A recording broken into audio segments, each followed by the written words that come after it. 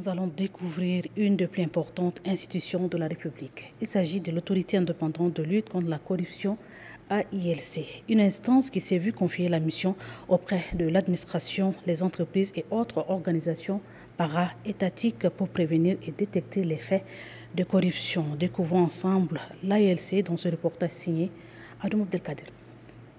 C'est dans ce bâtiment de l'ancien ministère du Plan que se loge l'autorité indépendante de lutte contre la corruption. Créée en août 2023, la jeune instance a des prérogatives élargies en matière d'investigation préjudiciable auprès de l'administration publique, parapublique et même auprès des particuliers. L'AILC peut réaliser des missions de surveillance et de supervision pour le compte de l'État, d'une entité du secteur public ou parapublic, du secteur privé en partenariat avec le secteur privé. L'AILC dispose d'une compétence élargie pour mener toute investigation sur les actes posés par les particuliers dès lors que ces actes ont un rapport avec ou une incidence sur la gestion des ressources publiques ou mettent en cause la gestion publique. L'AILC a une indépendance plus marquée et des ressources à la mesure des missions qui sont les siennes. Malgré sa jeunesse,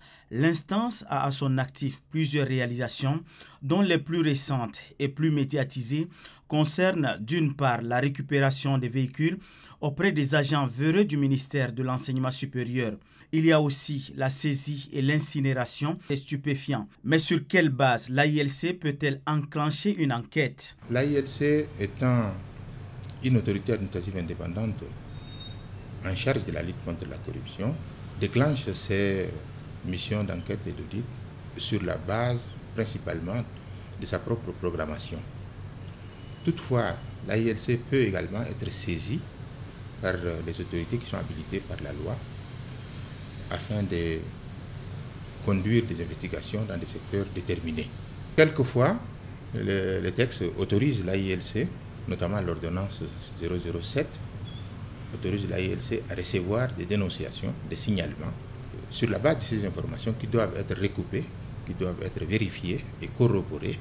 L'AILC peut éventuellement déclencher des missions. Pour ce qui est de la confusion dans les prérogatives avec la Cour des comptes, à l'AILC, on parle de la complémentarité des compétences. Dans la programmation, dans l'exécution, dans les procédures, nous sommes appelés non seulement à être complémentaires pour couvrir le plus possible des champs d'action de la gestion publique pour être efficaces, mais nous sommes appelés également à travailler ensemble pour harmoniser nos procédures. Pour toutes ces enquêtes, l'AILC dispose des outils et moyens qui lui sont propres. Nous avons les moyens juridiques qui sont nos textes. Nous avons d'abord l'ordonnance 07 portant création d'abord de l'AILC. Et nous avons aussi le décret 2015 de 2024 qui parle des modalités d'exécution des missions au niveau de l'AILC. Les défis pour cette jeune instance sont énormes. Elle bute souvent à quelques difficultés. Lors de nos rencontres, généralement, nous sommes confrontés à un certain nombre de difficultés, notamment la réticence de certains responsables dans la mise à disposition des documents sollicités par nos enquêtes, par nos missions.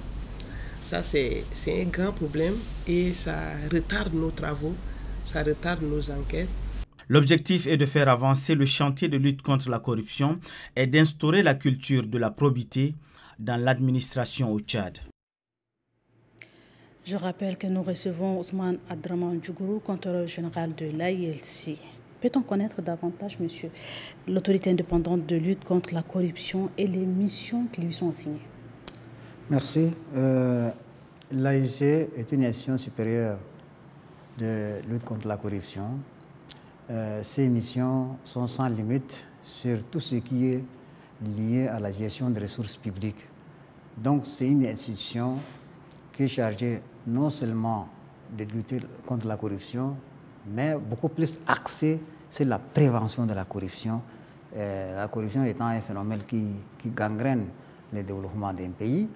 Et plus maintenant la prévention, plus la lutte contre la corruption à travers ses missions d'investigation, de contrôle et de vérification, l'ALC aussi est chargée de combattre les infractions assimilées à la corruption et aussi l'enrichissement illicite aussi, parce que l'enrichissement illicite est la base même de la corruption.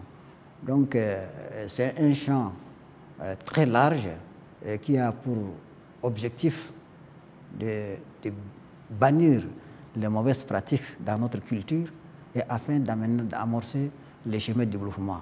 Et je voudrais vous faire comprendre que les Tchadiens peuvent croire aussi à leur pays. Le Tchad, c'est un pays géant, un pays grand, un pays riche qui a beaucoup de potentialités énormes. C'est un pays qui a 39 millions d'hectares de terres arables cultivables, un tiers du territoire est cultivable. C'est un pays qui a 150 millions de têtes de bétail.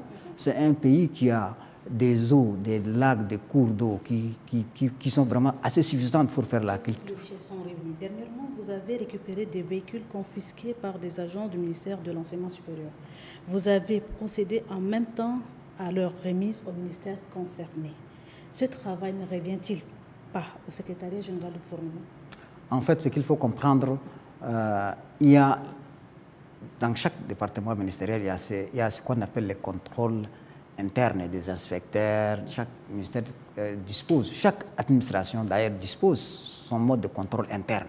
Maintenant, ces contrôles, souvent, n'ont pas la compétence pour récupérer maintenant des véhicules importés. Donc, nous avons été saisis par le ministère de l'Enseignement supérieur qui nous a fait comprendre qu'après la fusion, 6 véhicules ont été importés. Et raison pour laquelle nous avons diligenté une émission qui a rapidement récupéré ces véhicules et mis à la disposition du ministère de l'Enseignement supérieur. Et on n'a pas seulement récupéré 5 véhicules, on a une bonne dizaine de véhicules qu'on a récupérés. On a fait beaucoup d'autres actes aussi qui sont des résultats tangibles qui sont là. Nous pouvons maintenant restituer ces résultats la semaine prochaine, le week-end prochain, ici dans vos locaux. Et ces derniers temps, il y a beaucoup de tapages médiatiques qui font comprendre que... On reviendra sur ce que vous préoccupe. Mais récemment, vous avez aussi procédé à l'incinération de produits prohibés. Ce travail révèle-t-il de vos compétences? Oui, absolument. Tout de suite, j'ai parlé que l'ALC lutte contre aussi les infractions assimilées à la corruption et lutte contre aussi l'enrichissement illicite. Voilà, les produits prohibés qui sont interdits sur nos territoires par un décret pris maintenant en Conseil des ministres par le ministre en charge de la Santé publique qui a banni l'utilisation dans notre territoire ces produits prohibés qui font très mal à notre jeunesse et qui est en train de véritablement dérouter donc toute la frange de la jeunesse à travers sa consommation qui est très toxique et pour la santé et aussi pour l'avenir de notre jeunesse. Donc, monsieur le contrôleur général, si par vos explications, vous travaillez en commun accord avec le ministère de la Santé par rapport à l'incinération de produits prohibés, de commun accord avec le secrétariat général du gouvernement par rapport à la remise de véhicules, donc c'est bien ça? Absolument, nous collaborons avec toutes les entités de l'État, tout comme nous pouvons être saisis par tous les citoyens, au-delà même des ministères, des administrations, quand il y a un souci maintenant relatif, n'est-ce pas, qui affecte le bien-vivre de notre population, nous sommes concernés. Est-il possible de mener des enquêtes en dehors du Tchad? Oui, actuellement, il y a une mission qui se déroule au Cameroun. Donc, on peut bien mener, si le sentiment de corruption est au-delà de nos frontières, toutes les missions diplomatiques et toutes les entités, même privées, qui ont un lien avec les ressources de l'État, même s'ils sont situés à l'extérieur du territoire, donc nous sommes compétents pour mener des missions. Je reviens à cette question qui vous préoccupe. Certains citoyens ne croient pas encore aux enquêtes que vous menez. Ils avancent des arguments selon lesquels vos enquêtes n'aboutissent à rien, puisque les contrevenants ne sont pas incriminés. Qu'en dites-vous? Je voudrais dire aux citoyens tchadiens tranquillement qu'ils peuvent croire à l'ALC et à l'avenir de notre pays et au changement de mentalité et à une tolérance zéro pour les détourneurs des deniers publics. Et je sais que ces derniers temps, il y a beaucoup de tapage médiatique, je disais, donc qui a été orchestré par des gens, non seulement les gens qui font l'objet de contrôle actuel, mais qui attendent d'un moment à l'autre l'ALC dans leur mur, ceux-là, donc ils s'entendent, ils sont en train de faire un tapage auprès de la population pour mettre en difficulté l'ALC. De toute façon, nous avons des résultats qui sont déjà tangibles et nous avons dit, dès notre prise de service à la population tchadienne, que si la peur ne change pas de camp pour ceux qui détournent les deniers publics, s'ils n'auront pas peur de détourner les deniers publics, nous n'avons rien à faire. Et nous savons ce que nous faisons. Nous sommes sur le chemin que nous cheminons et la corruption est un mal qui freine toute initiative de réforme, toute initiative de développement. Et notre pays, malgré sa richesse gigantesque, donc ces groupes de personnes, ces bandits qui se retrouvent maintenant en réseau et qui essayent maintenant de solidifier et de solidariser leurs efforts pour freiner maintenant notre dynamique qui est déjà engagée, je pense que c'est une peine perdue pour eux. Quels sont vos rapports avec les organisations internationales comme Transparency International? Donc nous sommes appelés à coopérer avec toutes les institutions internationales qui œuvrent dans la lutte contre la corruption. Actuellement, une délégation de l'ALC vient de regagner N'Djamena aujourd'hui en venant des Maldives à l'invitation maintenant des institutions qui œuvrent dans la lutte contre la corruption. Donc nous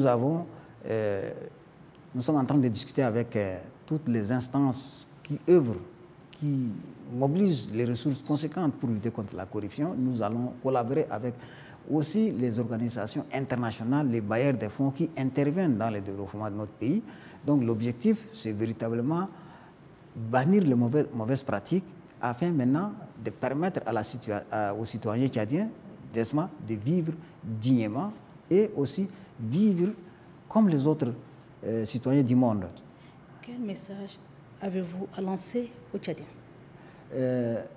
Les messages que nous adressons à nos concitoyens, que le Tchad est un pays géant, grand, riche, et nous, le combat de la corruption, aujourd'hui la corruption est complètement enracinée dans nos familles et dans tous les circuits de l'État. Et tous les textes, le Tchad est un pays qui dispose de textes, de très beaux textes, mais ces textes sont mis de côté par ces réseaux mafieux-là qui, donc, passent en outre pour systématiquement détourner les deniers publics et qui barrent la chance aux citoyens d'avoir accès au marché public, d'avoir accès aux opportunités d'emploi, donc, et qui fait que même ceux qui œuvrent maintenant dans cette corruption-là, ils ne sont pas à l'abri aussi du bonheur.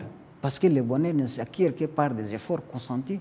Maintenant, ce que nous demandons à la population tchadienne, c'est que nous sommes une institution qui œuvre pour lutter contre la corruption afin que les citoyens aient accès maintenant aux avantages qu'offre leur pays, qui est très riche. Donc vous dites aux citoyens qu'à travers l'ALC, vous pouvez leur garantir d'arrêter la corruption? Absolument, parce que le président de la République nous a dit de manière zazambage qu'il ne couvrira personne et que tous les détourneurs des deniers publics soient fait l'objet de sanctions très sévères. Actuellement, nous sommes dans l'optique, n'est-ce pas, de faire en quelque sorte que nous ne sommes pas une autorité de répression.